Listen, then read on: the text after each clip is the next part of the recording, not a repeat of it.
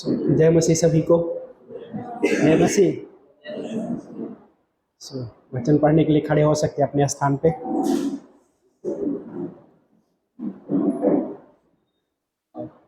पहला तिमोथी का अध्याय 4 और वचन नंबर 1 से पढ़ेंगे। यहाँ पे इस प्रकार लिखा है, परंतु आत्मा स्पष्ट कहता है कि अंतिम समय में कुछ लोग भरमाने वाली आत्माओं और दुष्ट आत्माओं की शिक्षा पर मन लगाने के कारण विश्वास से भटक जाएंगे। ऐसा उन झूठे लोगों के पाखंड के कारण होगा जिनका विवेक मानो जलते लोहे से दागा गया हो। प्रार्थना करते हैं। पवित्र परमेश्वर, हम धन्यवाद करते हैं लॉर्ड जीसस इस दिन के लिए, इस समय के लिए प्रभु, और ये आराधना का सभा जो प्रभु धन्यवाद करते हैं, अद्भुत आराधना प्रभु। और प्रभु हम मांग रहे हैं परमेश्वर कि आज के इस पोर्शन को आशीषित कीजिए प्रभु, और मांगते हैं परमेश्वर कि इस भवन में हर व्यक्ति को प्रभु आशीषित कीजिए प्रभु, आपके प्रेम के द्वारा प्रभु, और प्रभु आज के हिस्से के द्वारा प्रभु यीशु मसीह आशीषित कीजिए लॉर्ड जीसस। पवित्र आत्मा के द्वारा अगुवाई दीजिए परमेश्वर।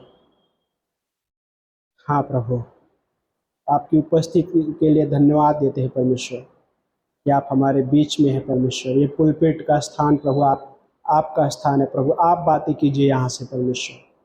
धन्यवाद करते लॉर्ड जीसस। सारा आदर महिमा गौरव आपको देते, यीशु मसीह के नाम से प्रार्थना को मानते हैं, आमीन। बैठ सकते हैं आप सभी।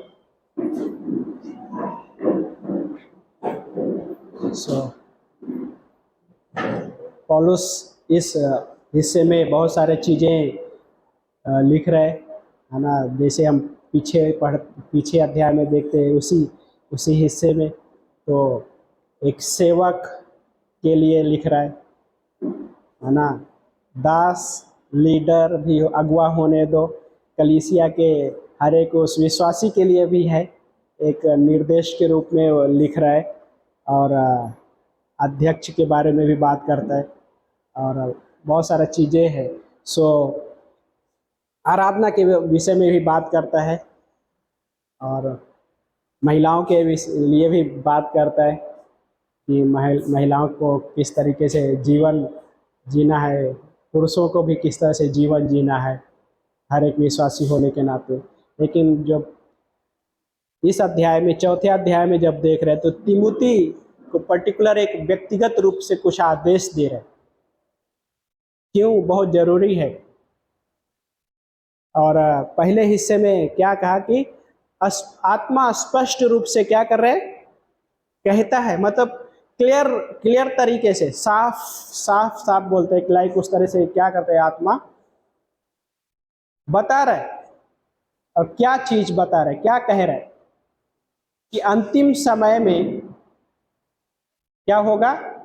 लोग मतलब किसकी बात कर रहे हैं, विश्वासी की भी बात कर रहे हैं। हाँ, कि क्या करेंगे लोग, भरमाने वाली आत्माओं और क्या है, दुष्ट आत्माओं की शिक्षा पे मन लगाए, मतलब भटक जाएंगे, विश्वास से भटक कर उस पर मन लगाएंगे। तो मतलब क्या कह रहा है कि ऐसी भी शिक्षा है। हाँ, दुष्ट आत्माओं की शिक्षा की बात करता है, भरमाने वाली आत्माओं की बात कर रहा है पौलुस। एक विश्वासी होने के नाते लाइक कितना गंभीर रूप से लिख रहा है बाय द वे, एक लीडर भी कहा जाए एक विश्वासी के लिए, क्योंकि सीरियस हिस्सा है, गंभीरता रूप से बता रहा है। लेकिन जब हम व्यक्तिगत रूप से पढ़ते हैं तो ये हम सबके लिए व्यक्तिगत रूप से है, ये पंक्तियां हर एक विश्वासी के लिए। क्यों ऐसा संभव है ना। दूसरा पहला कुरिन्थियों का 13 अध्याय में जब पढ़ते हैं, वहाँ पे 15 अध्याय में जब पढ़ते हैं तो बहुत सारा चीजें भी बात करता है। लेकिन एक पंक्ति और भी है, दूसरा कुरिन्थियों का 13 अध्याय में बात करता है, वो पौलुस लिखता है यहाँ पे,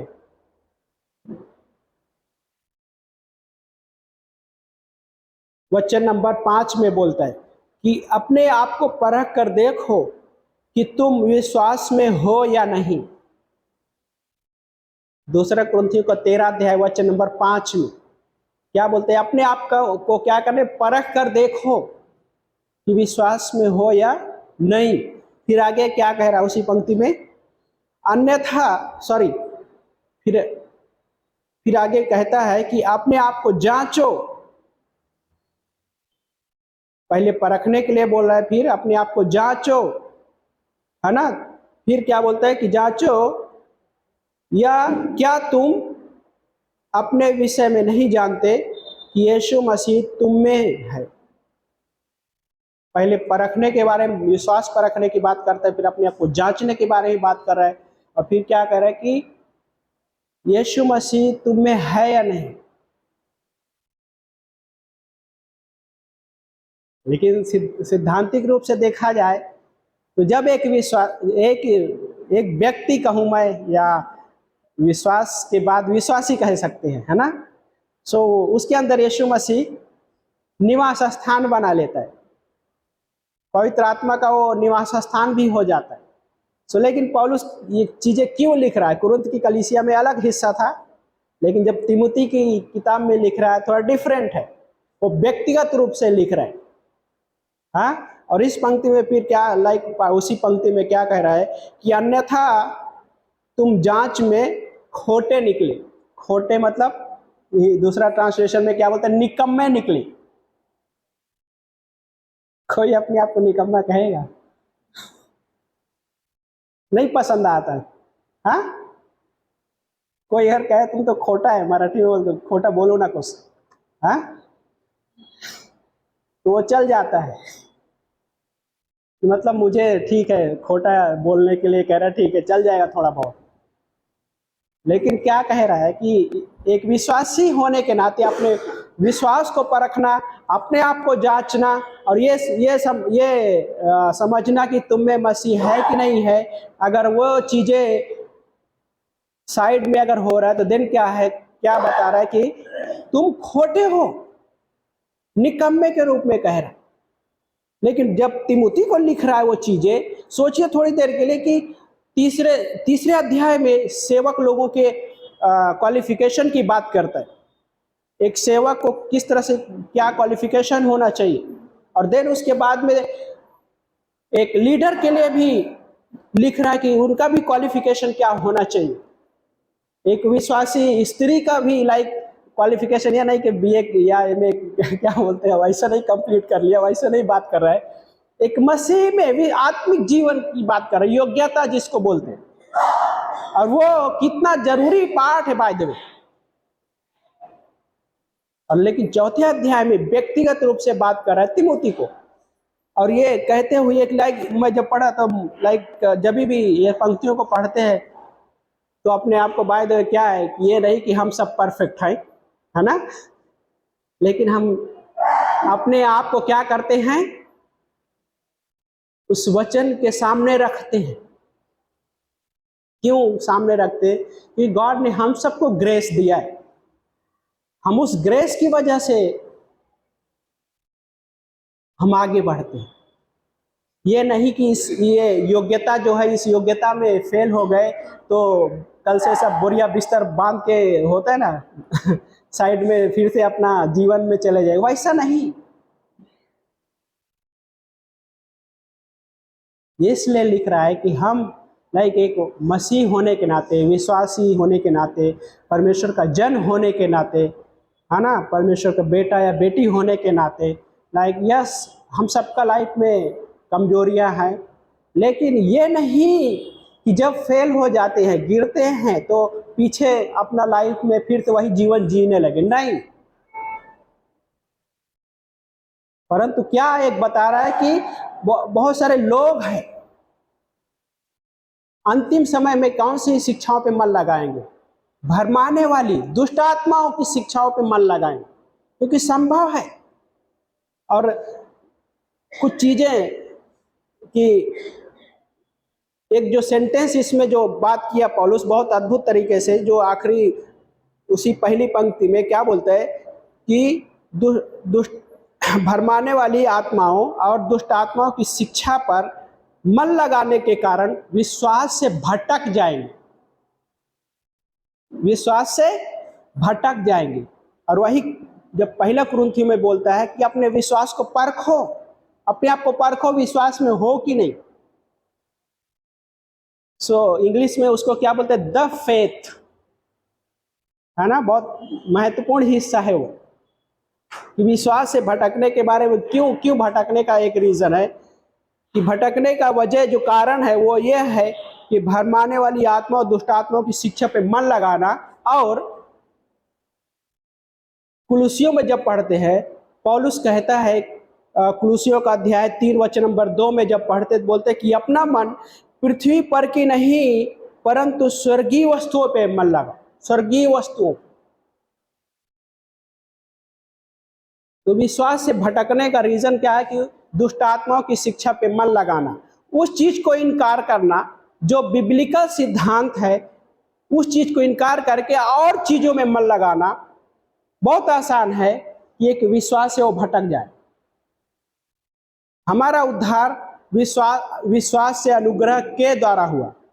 यदि कोई आके उसमें जोड़ देता है, विश्वास से अनुग्रह के द्वारा प्लस करता है, वर्क भी आ जाता है प्लस करके, है ना, कार्य भी शामिल है, हाँ, दान पुण्य वो भी शामिल है, हाँ, और भी बहुत सारा चीजें शामिल है, और कहने मतलब बहुत सारी शिक्षाएं इस दुनिया में। लेकिन वो हमको कैसे पता चलेगा ये दुष्ट आत्माओं की शिक्षा है।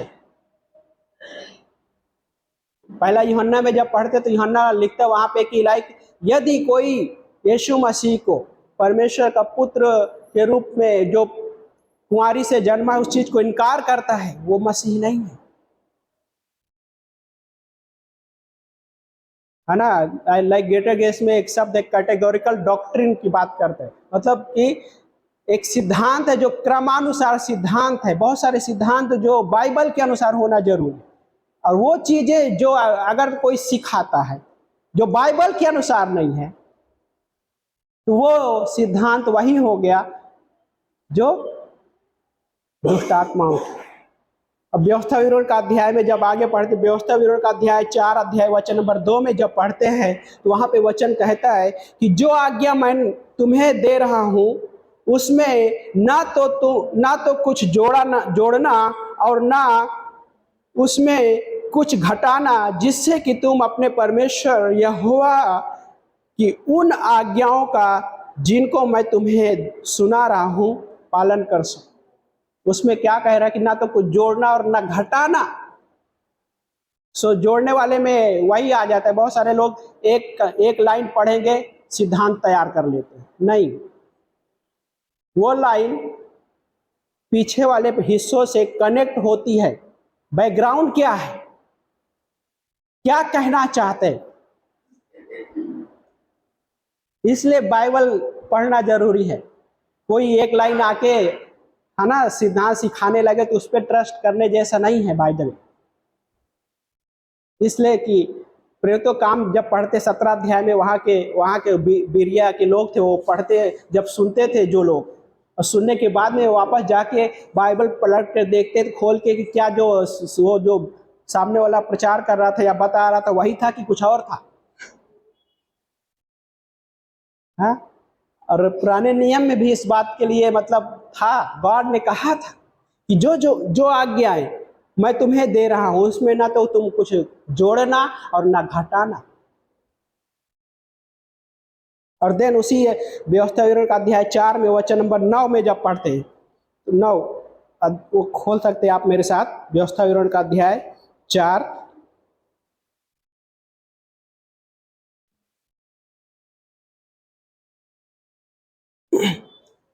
वचन नंबर 9 में इस प्रकार लिखा है, अब तुम सतर्क रहो तथा अपने मन को चौकसी करो। हाँ, सतर्क रहो, सावधानी की बात क्या, सतर्क रहो, और किसकी चौकसी करो, अपने मन की चौकसी करो। और आगे लिखा है, कहीं ऐसा ना हो कि तुम उन बातों को भूल जाओ जिन्हें तुमने अपनी आंखों से देखा है। पुराने नियम में लोग परमेश्वर के बहुत सारे चमत्कार को आंखों से देखा, चश्मदीद गवाह थे, कहने का मतलब ऐसा शब्द कह सकते हैं ना कि आंखों देखे गवाह थे, आंखों से देखा, बहुत सारे अद्भुत कार्य को देखा। सो क्या बोल रहा है कि ऐसा ना हो कि उसको भूल जाओ जो आंखों से देखा है। अभी के समय में क्या है, लाइक नए नियम के हिसाब से ये क्या है कि हम अभी भी ऐसा हो सकता है कि एक विश्वास किया, उसके जीवन बहुत सारे चमत्कार भी हुए, परमेश्वर के बहुत सारे कार्य भी हुए, लेकिन जब वो बाइबल को सही तरीके से ना तो पढ़ने का हिस्सा हो सकता है और ना सीखने का, तो बहुत आसानी से हो सकता है कि कोई भी उसको भरमा दे। वो दुष्ट आत्माओं की शिक्षा की तरफ आसानी से ले जा सकता। हाँ, कोई आके कहे कि तुम्हारा उद्धार खो जाएगा, वो सही सिद्धांत नहीं।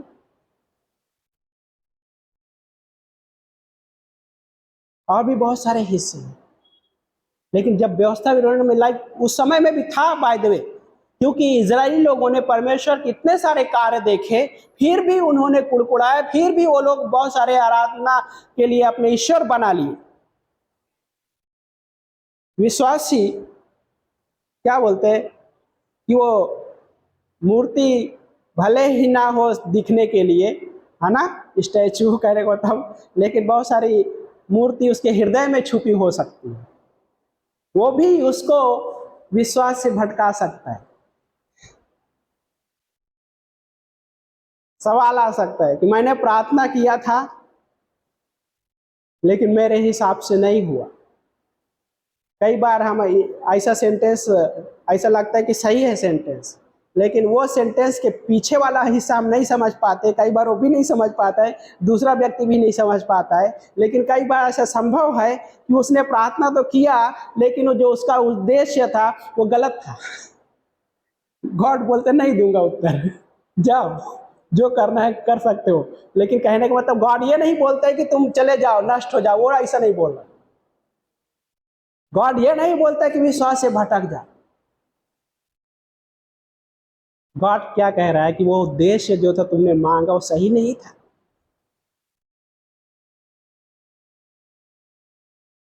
और वही उस समय एक चीज हमें देखने की आवश्यकता है कि ठीक है, गॉड ये प्रार्थना को उत्तर नहीं दिया, ओके नो प्रॉब्लम, इससे पहले तो इतने सारे उत्तर दिए, उसका क्या।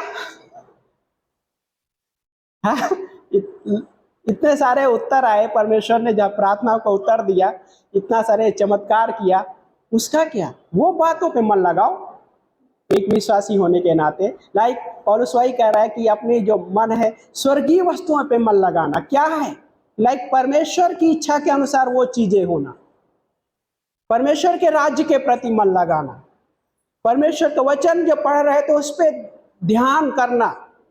ना कि कई बार ऐसा हो सकता है कि प्रार्थना किया उत्तर नहीं आ रहा है, चलो मेरा ध्यान उसी उत्तर पे जा रहा है, रिजल्ट नहीं आ रहा है ना, कुछ चीज हो गया, लेकिन क्या है कि मैं अपना मन कहाँ पे लगा रहा हूँ, परमेश्वर के चरित्र और स्वभाव पे मन लगा रहा हूँ। कि परमेश्वर का चरित्र स्वभाव ये कहता है कि परमेश्वर मेरे मेरे बारे में बुरा नहीं सोचता। परमेश्वर का ये स्वभाव कि वो प्रेम करता है। परमेश्वर का ये स्वभाव बोलते हैं कि वो अनुग्रहकारी परमेश्वर है, वो कभी ना बदलने वाला परमेश्वर है। तो मैंने जब प्रार्थना किया उत्तर नहीं आ रहा है तो भी परमेश्वर नहीं बदलेगा। तो इसका मतलब ये नहीं है कि मैं विश्वास से भटक कर वो दुनिया में लाइक कहने वाले वो जीवन जीने लगूं, वो तो नहीं कह रहा है, उसका मतलब तो ये नहीं है। लेकिन इस दुनिया में बहुत सारे लोग हैं जो विश्वास से भटक कर अपने उस जीवन में जीने लग जाते। वजह क्या है, दुष्ट आत्माओं की शिक्षा पे मन लगा, बाइबल ना पढ़ना, सही सिद्धांतों को ना सीखना, और बहुत आसानी होती है कि एक विश्वासी भी भटक जाए। क्योंकि इजरायली लोगों ने इतने बड़े बड़े चमत्कार देखे कि लाल समुद्र क्या बोलते हैं पार होके निकल गए, दो भाग हो गया। इतना बड़ा चमत्कार इस दुनिया में कभी नहीं हुआ। स्वर्ग से मन्ना हर दिन गिरता था, इतना बड़ा चमत्कार कभी नहीं हुआ। कहने को तो आज बारिश गिरेगी लेकिन मन्ना नहीं। हाँ, आते आते किसी को बारिश मिला होगा शायद, तो कहने का मतलब कि वो लोगों ने लाइक मन्ना इस प्रकार से स्वर्ग से गिरा और वो लोगों ने उसका आनंद उठाया, सालों साल आनंद कह सकते कि सालों साल आनंद उठाया।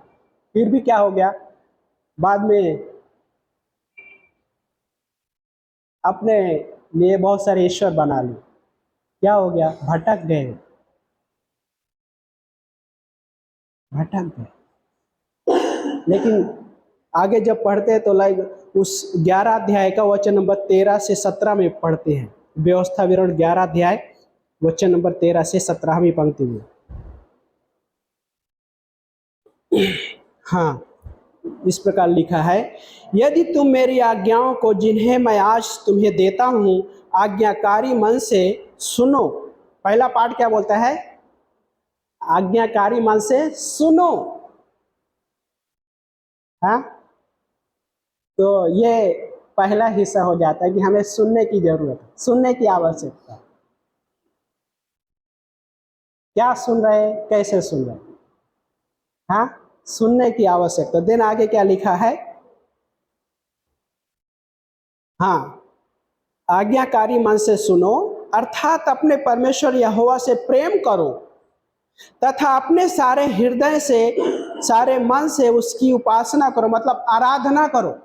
और देन आगे लिखा है, तब मैं तुम्हारे देश के लिए वर्षा, हाँ, प्रथम और अंतिम वर्षा उनकी अपनी अपनी ऋतु में भेजूंगा, जिससे तुम अपना अन्न, अपना नया दाख मधु और तेल जमा कर सको। हाँ, बारिश की बात कर रहे हैं गॉड की, मैं अपने समय समय बारिश करूंगा ताकि वो उपजा लाइक अन्न हो सके, दाख मधु, तेल। एक विश्वासी होने के नाते क्या है ये सब चीज, लाइक आत्मिक भोजन और लाइक आत्मिक चीजें परमेश्वर हमारे लिए क्या बोलते हैं कि इकट्ठा करने वाले जमा कर सके, ये उसके वचन मेरे हृदय में जाने पाए, क्योंकि वही वचन मुझे सही शिक्षा, मुझे उस दुष्ट आत्माओं की शिक्षा से भटकने से क्या करेगा, मदद करेगा। हाँ, नीति वचन में चींटियों का उदाहरण दिया, उसे सीखो। हाँ, ग्रीष्म काल में क्या करती हो, अपना भोजन इकट्ठा करती, चींटियों से सीखने की बात करता है ना। इसी पंक्ति में आगे कंटिन्यू करते हैं, वचन 14 में बोलता है, तब मैं तुम्हारे, सॉरी, वचन नंबर 15 में, और मैं तुम्हारे पशुओं के लिए तुम्हारे खेतों में घास उगाऊंगा और तुम भोजन वस्तु खाकर तृप्त हो जाओ। है ना, हर किसी को तृप्त होना अच्छा लगता है भाई। हाँ धर्मराज जी, हाँ, तृप्त हो जाओगे। दिन आगे लिखा है, सावधान ऐसा ना हो कि तुम्हारे मन धोखा खाए। क्या बोलते हैं, सावधान रहो, ऐसा ना हो कि तुम्हारा मन धोखा खाए। फिर आगे, और तुम बहक कर पराये देवताओं की पूजा और उनकी उपासना करने लगे। है ना, सावधान रहने के लिए बोलते हैं। और वही नए नियम में पौलुस क्या बोलते हैं, अपने आप को परखो कि विश्वास में हो कि नहीं। तिमोथी को कह रहा है कि ऐसा समय आएगा, अंतिम समय में लोग भरमाने वाली और भरमाने वाली आत्मा और दुष्ट आत्माओं की शिक्षा पे मन लगाएंगे लोग, और विश्वास से भटक जाएंगे। लेकिन यहाँ पे भी वही सूचित किया, गॉड ने चेतावनी दी। और देन उसी पंक्ति में जब आगे पढ़ रहे हैं तो वहां पे,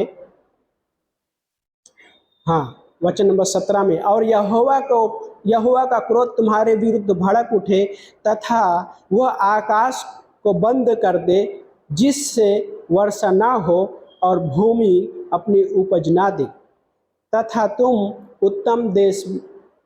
उत्तम देश में जो यहोवा तुम्हें देने पर है शीघ्र ना, क्या बोलता है, शीघ्र नाश हो जाओ। मतलब कि नाश हो जाने के बारे में बोलता है, ऐसा कहीं ऐसा ना हो। गॉड, क्या गॉड का इच्छा नहीं थी कि वादे के देश में ना लेके जाए। उसी ने कहा, लेकिन क्या वो उसका इच्छा नहीं है कि वो ना लेके जाए? उसकी इच्छा ही थी, इसीलिए तो उसने कहा। अगर उसकी इच्छा नहीं होती तो परमेश्वर क्यों कहता वादे के देश में लेकर जाने के लिए? परमेश्वर की इच्छा नहीं होती तो क्यों गॉड कहता, क्यों परमेश्वर कहता कि मैं तुम्हें उन चीजों से तृप्त करूं? परमेश्वर की इच्छा वैसी नहीं है। परमेश्वर की इच्छा लाइक, यस, हम महाराष्ट्र में होते हुए बारिश हो रहा है, हम इधर लाइक हम, लेकिन जहाँ पे जरूरत है कहने में होता है, कई बार उस समय पे नहीं होती, लेकिन उसका भी एक उद्देश्य है गॉड के हार्ट में। और देन आगे उसी उसी अध्याय में जब लाइक 12 अध्याय की एक पंक्ति और है, वचन नंबर 32वीं पंक्ति में, वहाँ पे बोलता है कि मैं जो कुछ भी आज्ञा देता हूँ उसका पालन करो, करने में चौकसी करना, तुम इसमें ना तो कुछ जोड़ना और ना घटाना।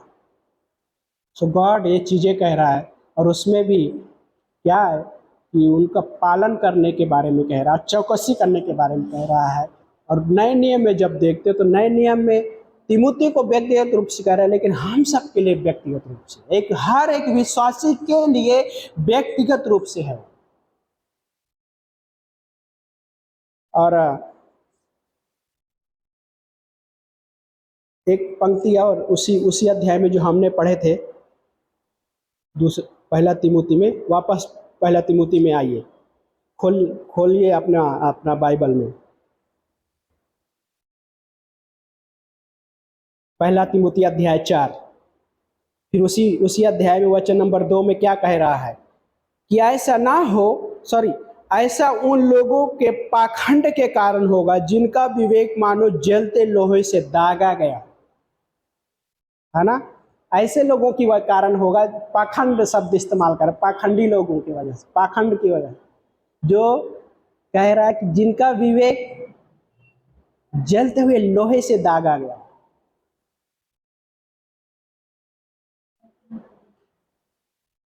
विवेक किस बात की, हमको विवेक, विवेक का कार्य क्या होता है? ये होता है कि भले और बुरे की पहचान कराता है, सही गलत के बारे में हमारे अंदर जो विवेक है वो बताता है कि ये सही है गलत है, वो चीज़ को बताता है, पहचान कराता है।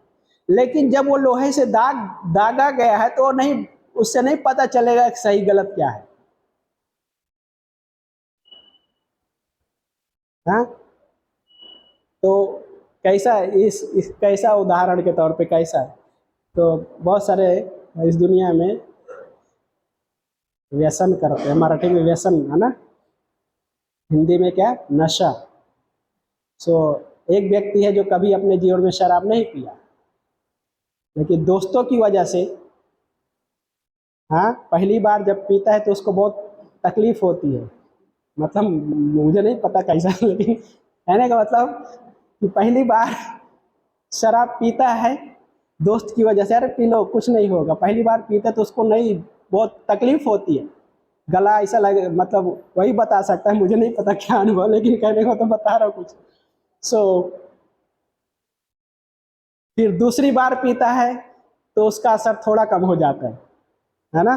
तीसरी बार पीता है तो फिर से थोड़ा कम हो जाता है ना? फिर चौथी बार पीता है तो अभी उसको आसानी हो रही है पीने में, कुछ प्रॉब्लम नहीं है। क्यों? ऐसा लग रहा है कि गला उसका लोहे से दागा गया हो, कहने का मतलब कि वो अभी क्या हो गया, वो ऐसा, वो उसका जो अंग है, अंदर अंग है, उसको प्रॉब्लम नहीं हो रही, तो वो अभी उसमें इंजॉय करने लग जाता है। तो वही भरमा जो पाखंडी लोगों को बोलते हैं, जिनका विवेक मानो लोहे से दागा गया हो, तो वैसे ही कार्य कि मतलब उसको कुछ नहीं फर्क पड़ता, उनका कार्य वही होता है, वो तो खुद भटके हुए हैं, दो चार को और लेके भटकाना चाहते हैं, दो चार को और भटकाना चाहते।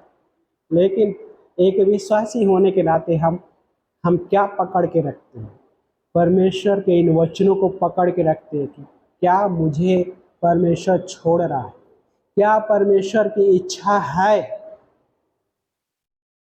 कि मैं वो जीवन जीऊं जो खुद का विनाश करने वाला पहाड़ है, वो परमेश्वर की इच्छा है। और एक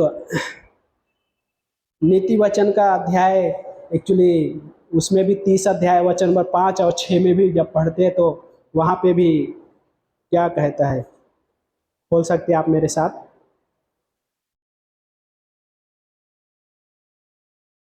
30 अध्याय वचन नंबर 5 और 6 में बोलता है कि परमेश्वर का एक एक वचन ताया हुआ है, जो परमेश्वर की शरण लेते हैं उनके लिए वो ढाल है।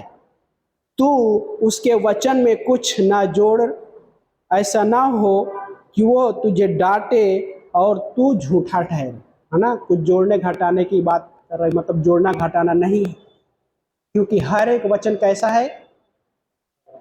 ताया हुआ है। मतलब कैसा कि सोने में जैसे 24 कैरेट का, है ना, ताया तपा कर, क्या बोलते हैं उसको, टेस्ट करके 24 कैरेट का एक मार्क लगा दिया जाता है, वैसे परमेश्वर का वचन भी लाइक उससे भी बेहतर रूप से वो ताया हुआ है, एक एक वचन, हर एक वचन। और इसलिए दूसरा तिमुथी का 3:16 क्या कहता है कि संपूर्ण पवित्र शास्त्र परमेश्वर की प्रेरणा से रचा गया है, जो समझाने, सुधारने, धर्म की शिक्षा के लिए क्या है, वो लाभदायक है। ना, एक शब्द शायद मैं मिस कर दिया पढ़ते हैं, है ना, ताकि वो चारों शब्द मिल जाए। दूसरा तिमुथी 3:16 क्या कहता है?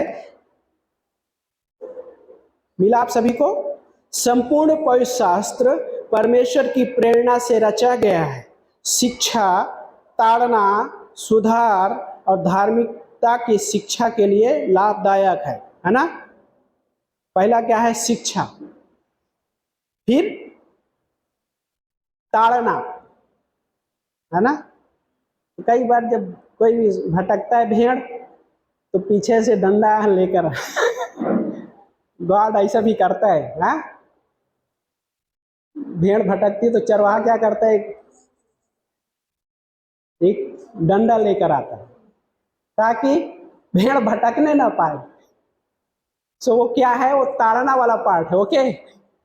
सो कई बार एक विश्वासी जब परमेश्वर की नहीं सुनता है, मनमानी करता है, उन शिक्षाओं पे मन लगाने की कोशिश करता है, परमेश्वर नहीं चाहते कि नाश हो जाए, तो क्या करते हैं, उसके जीवन में ताड़ना वाला पार्ट लेकर आता है, अनुशासन जिसको बोलते हैं। ओके, अनुशासित करता है। तो उस समय विश्वासी बोलता है, ये तो नहीं मैंने सोचा था, ये तो परमेश्वर के प्रेम में है, नहीं है। सब कुछ अच्छा कहो, ये थोड़ा कड़क मत कहो। हाँ, चर्च में कई बार ऐसा भी लोग अपने दिल में रखते हैं, बाय द वे, गलत नहीं मानना, ये सच्चाई है। कई बार संभव है कि लोग इस तरह से चीजें, सब कुछ अच्छा सुनने, हाँ चमक चंगाई चंगाई ठीक है, लेकिन जब परमेश्वर के पीछे चलने की बात आती है, नहीं, ये वाला पार्ट नहीं है। कई बार ऐसा भी संभव है कि परमेश्वर, कहने का मतलब परमेश्वर से आशीष चाहिए, लेकिन कई बार ऐसा भी संभव है, लाइक कहने का मतलब कि परमेश्वर के भाग जो है उसको देने से इनकार करना। क्या है? 10वां हिस्सा हर एक विश्वासी का कर्तव्य है। बाय द वे, 10वां हिस्सा वो परमेश्वर का पार्ट है। और इस पंक्ति में जब आगे पढ़ते हैं तो क्या बोलते हैं? दूसरा था ताड़ना, तीसरा है सुधार। हाँ, तो कहने का मतलब ये पवित्र शास्त्र का क्या करता है, सुधार भी लेकर आता है। धर्म की शिक्षा के लिए क्या है, वो लाभदायक, डॉक्ट्रिन जिसको बोलते हैं, सिद्धांत जो मेरे जीवन के लिए सही, वो परमेश्वर की ओर से होता है। दुष्ट आत्माओं पे मन लगाने, उनकी दुष्ट आत्माओं की शिक्षाओं पे मन लगाने से सुधार नहीं होगा, परंतु नाश की ओर जरूर जाएगा। है, कुछ समय के लिए दुष्ट आत्माओं की शिक्षा थोड़े समय के लिए अच्छा लगेगा, लेकिन अंदर से खोखला बनाएगा। हाँ, दीमक पेड़ अंदर से खोखला रहता है, सामने से लगता है अच्छा है, लेकिन पत्तियां मुरझाना शुरुआत हो जाती है। तो पत्तियां मुरझाने का शुरुआत कहने का तब क्या है? सो विश्वासी बोलता है कि लगता है परमेश्वर मेरे से खुश नहीं, आशीष नहीं मिल रहा।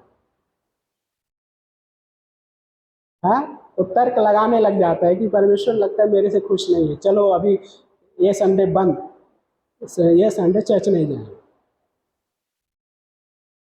फिर आज भी ये दूसरा संडे आए, आज भी नहीं जाएंगे, क्योंकि उसने मेरा प्रार्थना को उत्तर नहीं दिया, मैं नहीं जाऊंगा। उसने मुझे आशीष नहीं दिया, मैं नहीं जाऊंगा।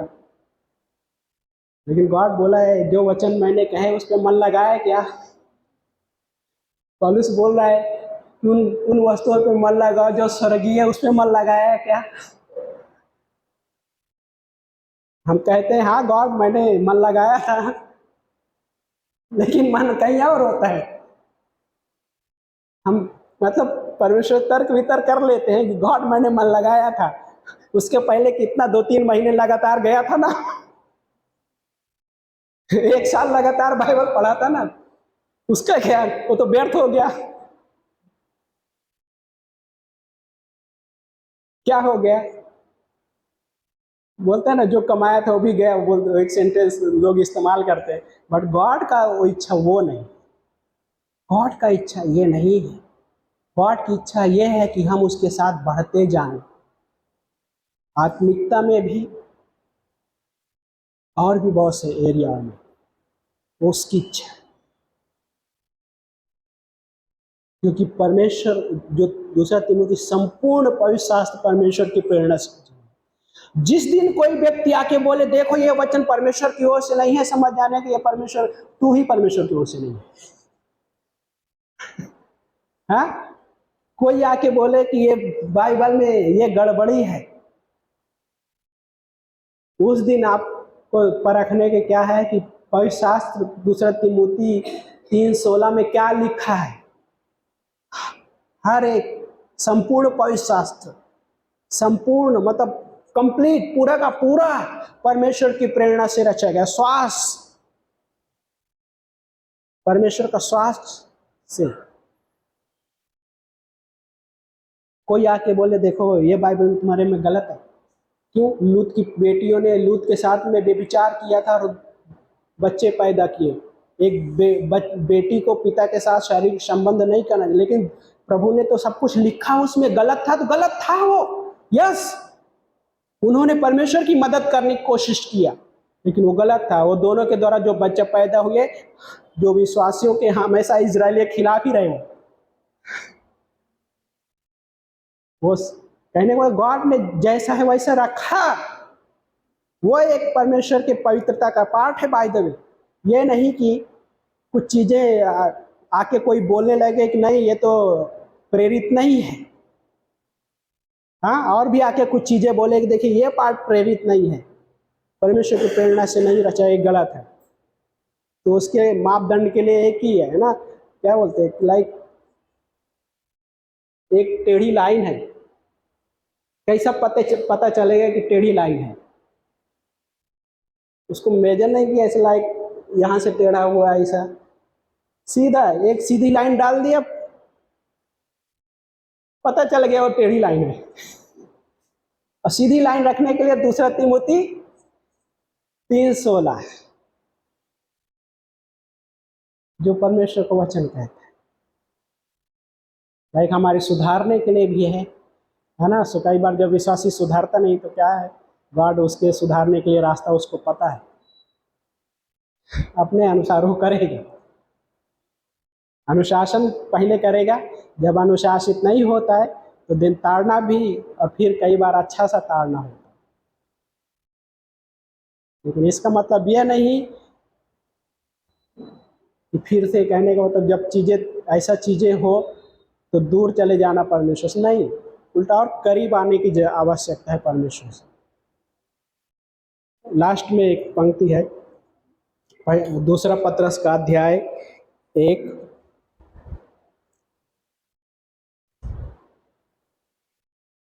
दूसरा पत्रस 1 अध्याय वचन नंबर 19 और 20। यहाँ पे इस प्रकार लिखा है, अतः नबियों का जो वचन हमारे पास है वो और भी अधिक प्रमाणित हुआ। क्या है? और भी अधिक प्रमाणित हुआ। प्रमाण चाहिए सही और गलत की। पतरस कहता है कि और भी अधिक प्रमाणित हुआ है। और देन आगे लिखा है, इस पर भी क्या बोलते हैं, इस पर ध्यान देकर तथा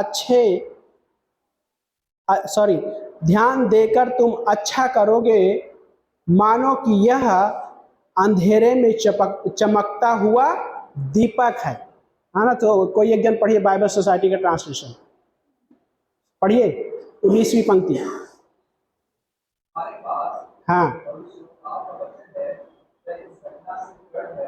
हाँ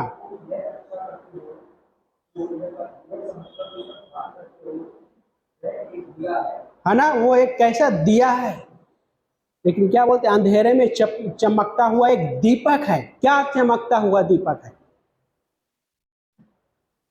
वचन, परमेश्वर का जो वचन है।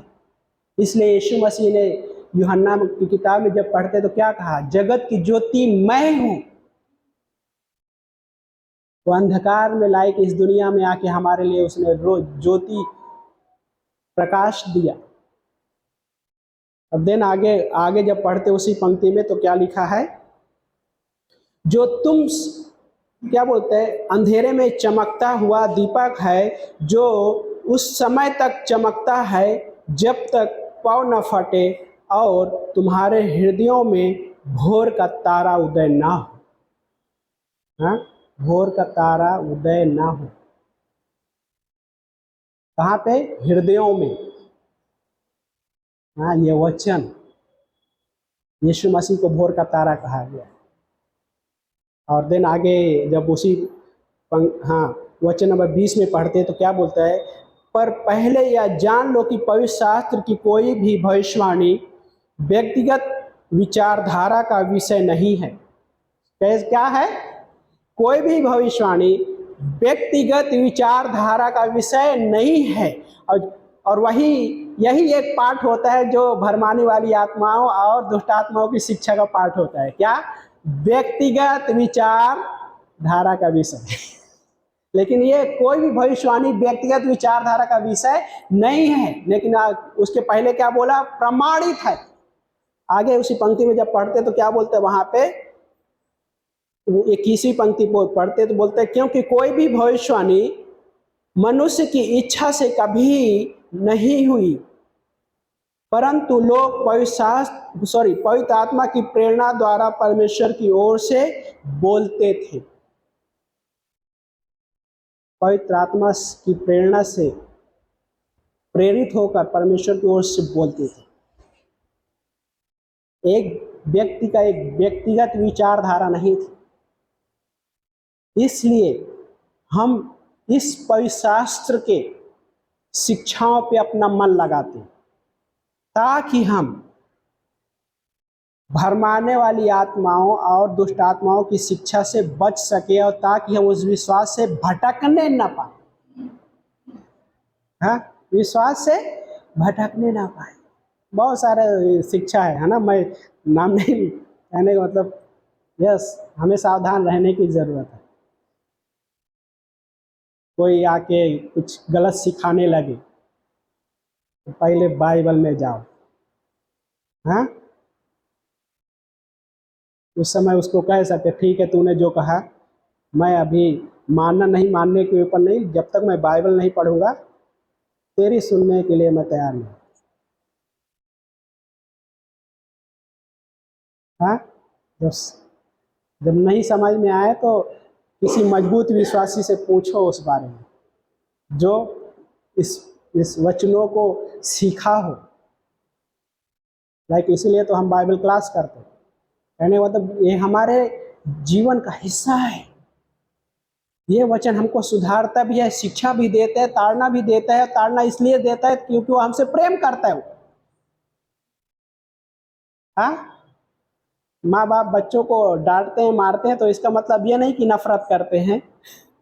इसका मतलब यह है कि उनसे प्रेम करते हैं ताकि बच्चे गलत ना जीवन जिए। इसलिए वो प्रेम की वजह से, तो परमेश्वर भी हमसे प्रेम करता है, इसलिए हमारे लाइफ में कई बार वो ताड़ना वाला पार्ट लेकर आता है, अनुशासन वाला पार्ट लेकर आता है, ताकि हम विश्वास से भटकने ना पाए, परंतु उसके जो सिद्धांत, सही जो सिद्धांत है उसमें हम बने रहें और अपने मसीह लाइफ में आनंद उठाएं। यूहन्ना का 14 अध्याय में 27 और 28 पंक्ति पढ़ते हैं, दिन खत्म करते हैं।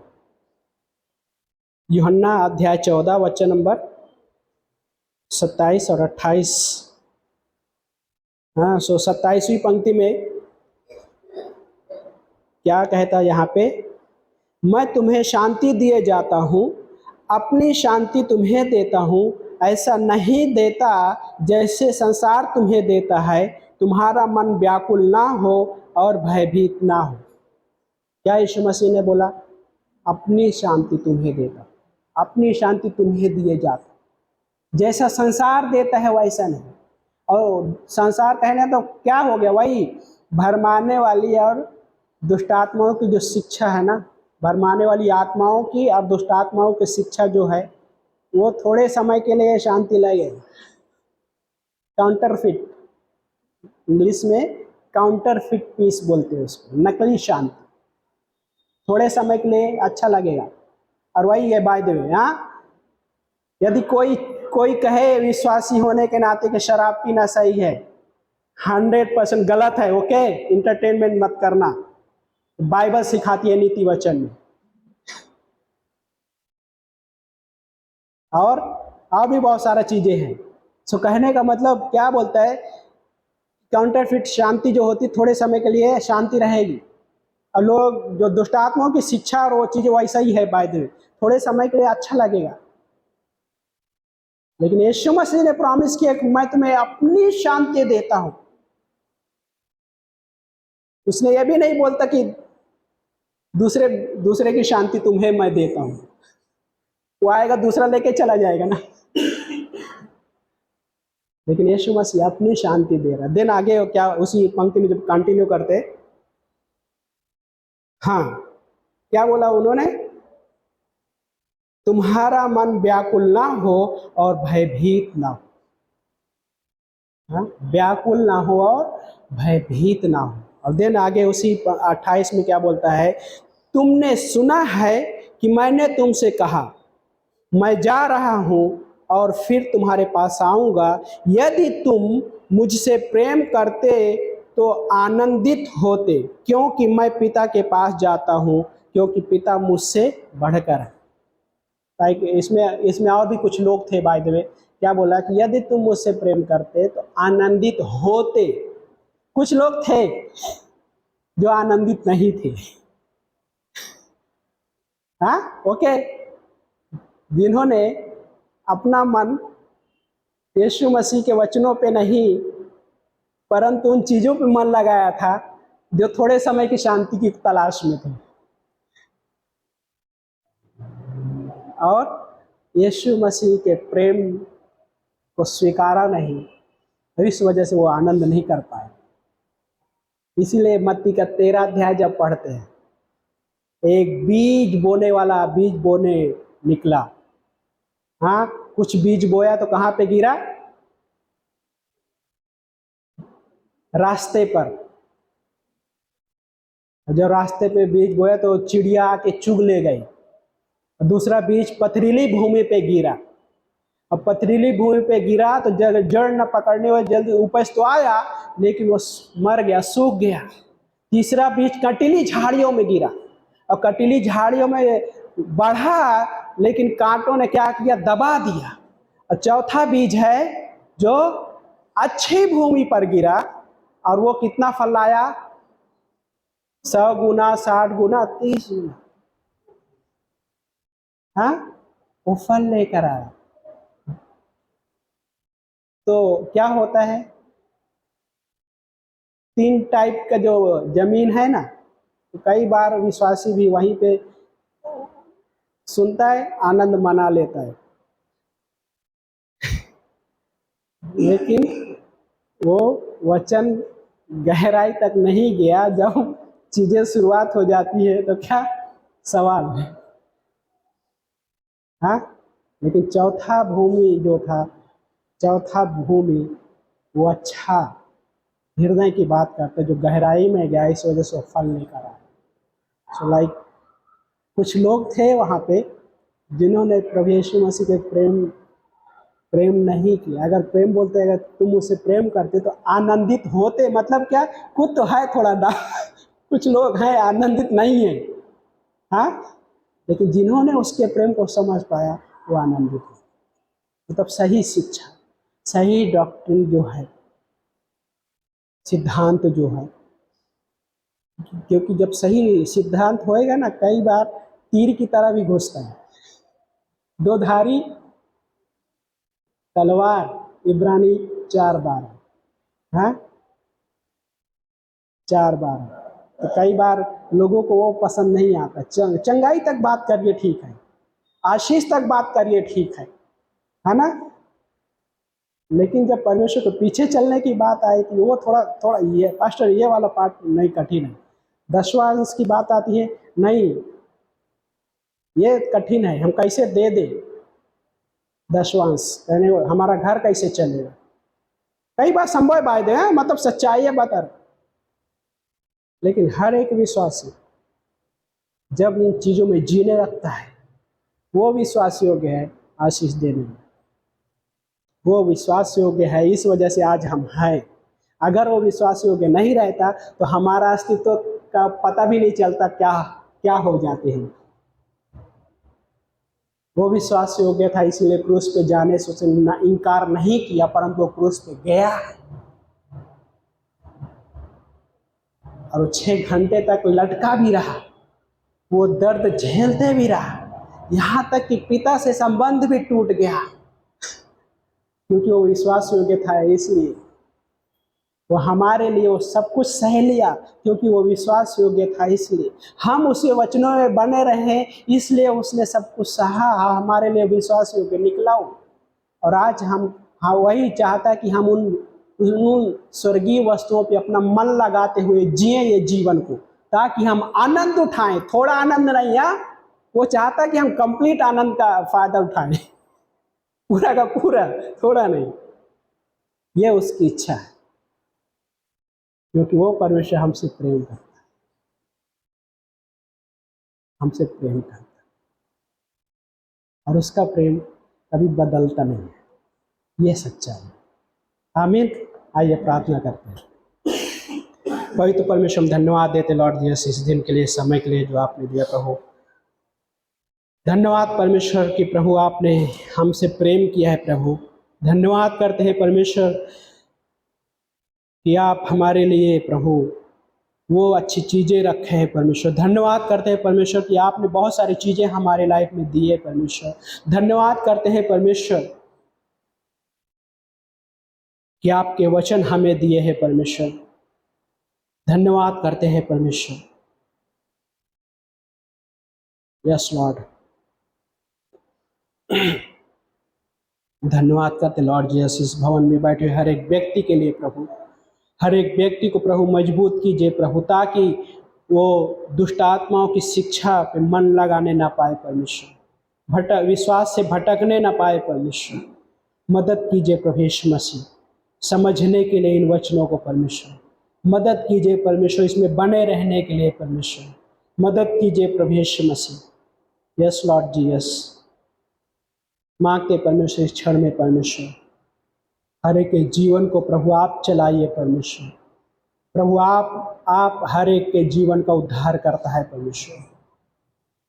प्रभु आप हर एक के जीवन को सही हर एक हिस्से से जानता है परमेश्वर, क्योंकि आप हमारा उद्धार करता है। आपने हमें अपने स्वरूप में बनाए हैं परमेश्वर।